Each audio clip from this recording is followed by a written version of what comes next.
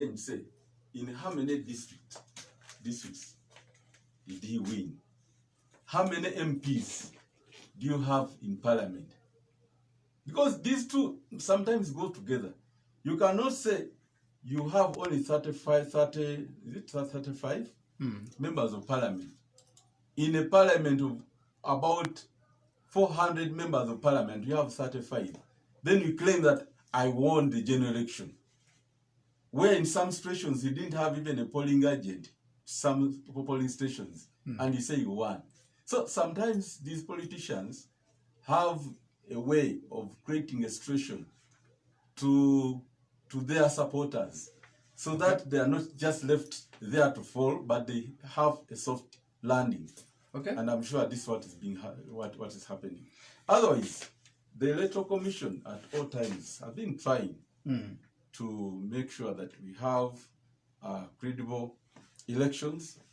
I may not say they are 100% perfect, but at least to a certain extent they are credible. Okay. Because you could find that even those in oppositions, we are winning. Even those in opposition, you find them winning. Why is it under some places the opposition is winning? Because there's that sort of win-win situation which comes along the way. Cool. The point 3, because I've already talked about point 2, which is security of persons and property.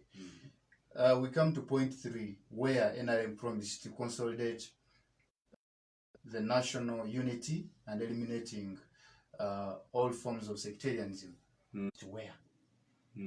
I don't want to be a sectarianist in this, but from independence, for Busoga to be specific, Busoga sub-region, I think the highly ranking soldier that we had was Major General Nanyumba. And you go to a certain area where one district you have over 5 generals, and people have been questioning that. Then other factors, of course, in this point that have been underlying to you. As NRM, have you achieved the consolidation of national unity and eliminating sectarianism? I don't want to look at the army when we are talking about sectarianism. You look at the army.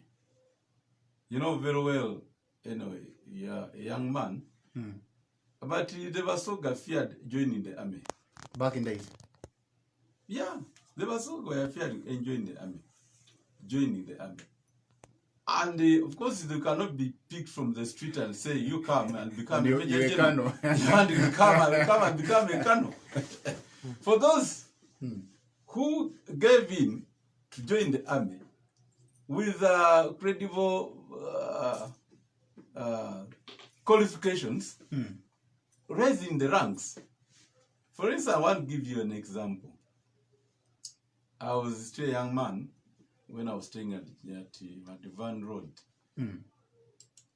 Now, General Katumba, who was the army commander, was staying with me at Van Road plot 18. When the Wakombos came, he used to move every morning to go and watch these people running. We used to go together. Me, I was studying in senior secondary. Then one morning, I saw my friend start running with these Wakombos when we are doing their road work. He went the first time. The second time when he went, he didn't come back. And her sister, she's still living there. When she heard that her brothers ran with the Wakombos, she even cried that the fellas brought a bad omen in the family to go and join the army. Little did we know that he was going to become the big man. The big man in this country. Yeah? So we used to have that fear. The Baganda, the Basoga, and so on. We used to fear joining the army. And those who ventured into the system had rise. So for us, if we are going to achieve such dreams, we need to encourage our children. We need to encourage you young men to join the army. I prefer being here. Yes. We are not. When you look at you, you could make a very good soldier. But you didn't join the army. Now when it comes, where are we not being considered and so on? How could you be considered when you're on the street? We are really considered when you're just seated behind this microphone. You have all the requisite to communicate what officers are doing. Well, so interesting. So for that point, you've worked very well. So I think when you look at the army, even at the police now, it is recent that we started pushing our young people into police. Okay. For instance, I would talk about this young man here called Baker. Maybe I will not say it on radio here, but he comes from our place, Wanyang here. I know him. It was me and Miguelico who pushed him. Yes, who pushed him that he joined. But now he's the one in charge of training all policemen in Uganda. And we have also given one assignment. Do you know how you went? Can we have more of your colleagues coming? And maybe in the future we'll see many officers in police because of that arrangement. Point 5, point 4 NRM, of course, promised to defend and consolidate national independence. That Uganda remain a sovereign state, not bowing down or not kneeling before the other countries. Though we need to have that relationship of international relationship and working with other countries. But NRM, you promised to defend our independence. Have you managed that? What is your assessment? As an individual?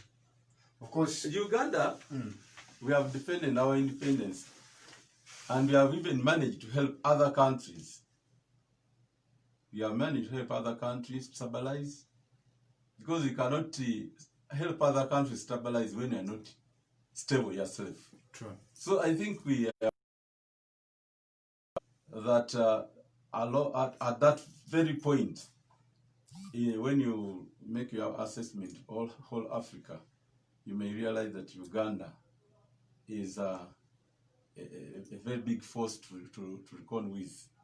So I think that one we are doing very, very well, I think. Okay, I remember 2014 when the Parliament of Uganda had passed the anti-gay bill, which was now passing from a bill into a law. Yes. And our dear president went to US, and the Al Jazeera guys and the international media had to question him about it. There's a way how he downplayed it, and finally the law was paused, and it's supposed to be reviewed until now. Does that mean that Uganda cannot take a position at a given matters? No, it takes a position. Because now but you can take a position. We said it to panic. You can take a position tactfully, and that is our position. But that we don't support gay, but you have taken it tactfully.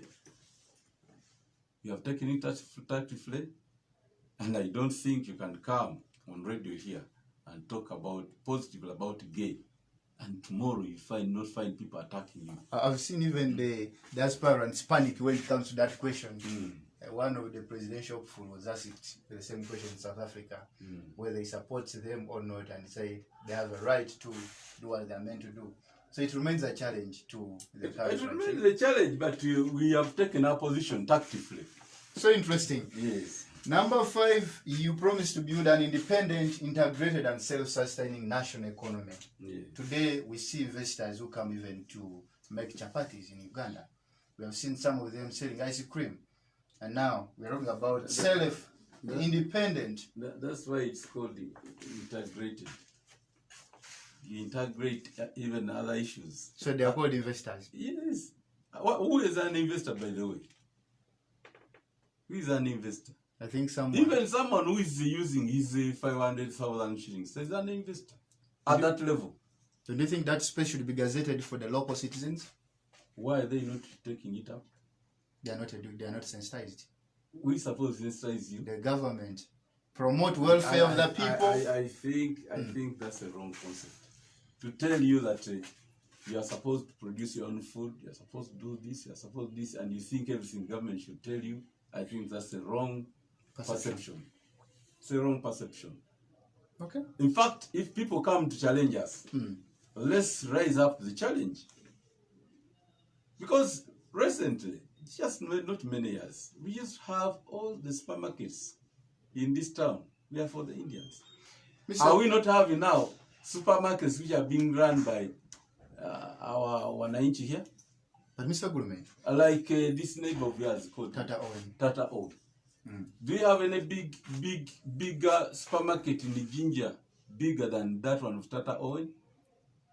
How did he raise to that challenge? By seeing people come and say, hey, where are these people taking all the business? Let's also try this one.